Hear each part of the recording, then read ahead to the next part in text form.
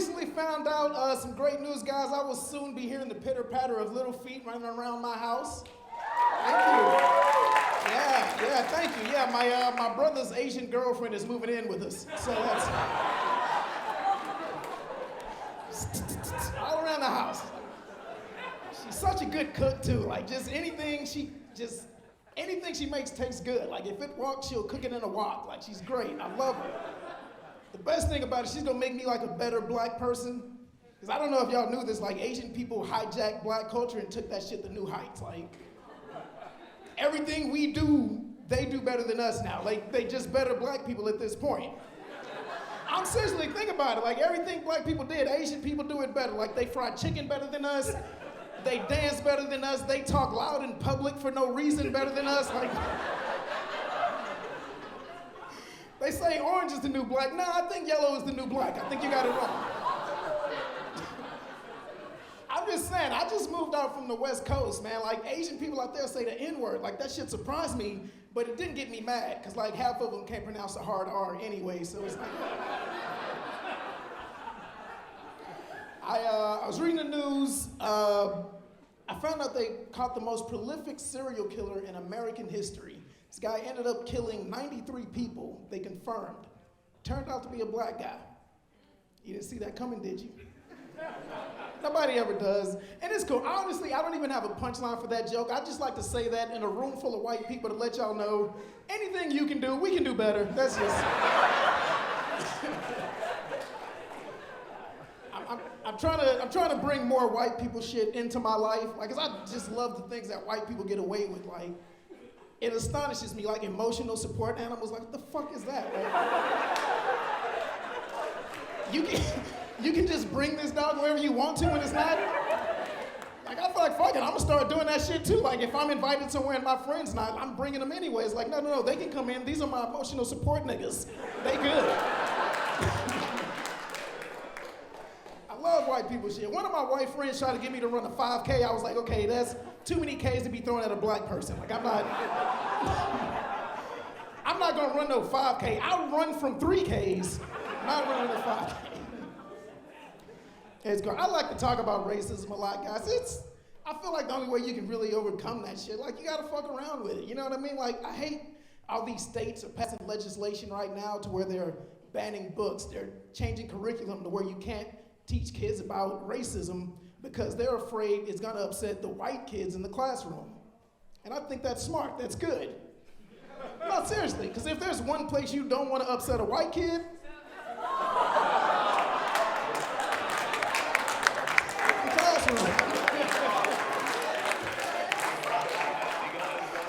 I'm saying, like, nobody gave a shit about like the shit I had to learn like as a black kid. I was uncomfortable like learning some lessons. Like, I remember 3rd grade, our teacher said, kids, you have to draw your family crest.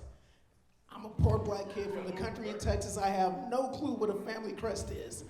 But I like, fuck it, you know, I gotta get A's in here, so I just start copying the other students. I look at this white kid, he's drawing like swords and dragons and cool shit, and one of this little Mexican girls, she was drawing a rooster. Still not sure what that means.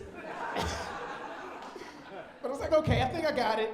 So I drew my family crest, I turned it in. My teacher, Miss Cranston, looks at me, she says, Byron, you can't turn this in. This isn't a family crest. This is a Wu-Tang shield. And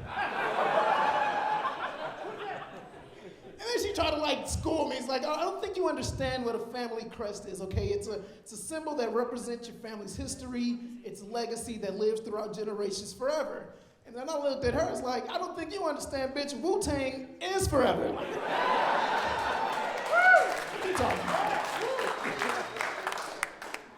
I just turned 38 last month. I don't know. If you do that too loud, my knees start hurting. Chill out. I realize I'm in a different dating bracket now. Like, I can't date young chicks like that anymore. Like, I gotta date older women. I gotta date single moms. Like, that's my dating bracket. Cause like young girls, it's just not fun. We don't have anything to talk about. Like, they want to talk about Drake and shit. It's like, I don't want to talk about Drake. I don't like new rappers. I miss old school rapper. Like, rappers would talk about having great days. Remember Ice Cube rapped about having a good day? That was awesome. Like, he played basketball, he got some head, he had a good day, and then and then the next day he got fired on his day off. It was a Friday. And you didn't hear about Ice Cube's week, but I don't know, like, older women, like, impress me a little bit more. Like, single moms, like, they don't got time to fuck around. If you want to date a single mom, you gotta be about your business. Single moms don't operate on normal people time, okay? Single moms operate on drug dealer time. They do, you think about it, they gotta make pickups, they gotta make drop-offs. They always in court for some reason. I love them though, especially the irresponsible single moms. Those are the best ones, because they'll get you some ass on a school night, usually. Like, I'm about that shit. And you're never gonna see the kid's with his grandma somewhere, don't worry. Like, but her favorite line is, I'll do anything for my babies. Everything except raise those motherfuckers, apparently. She just impressed by simple shit with other little single moms on the playground. She's like, oh my God, you got custody of both of your kids. That's so impressive. I don't know, being single is hard, man. Like, if you read the statistics, they say 1 in 5 people have herpes. This whole front row is at risk right now.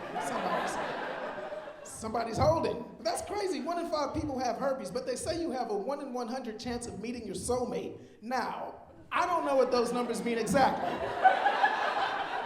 But by the time you meet your soulmate, motherfucker, one of y'all got herpes. You know how you know if it's really your soulmate? Both of y'all got herpes. All right, guys, give it up for Zach O'Ryan. Tasting like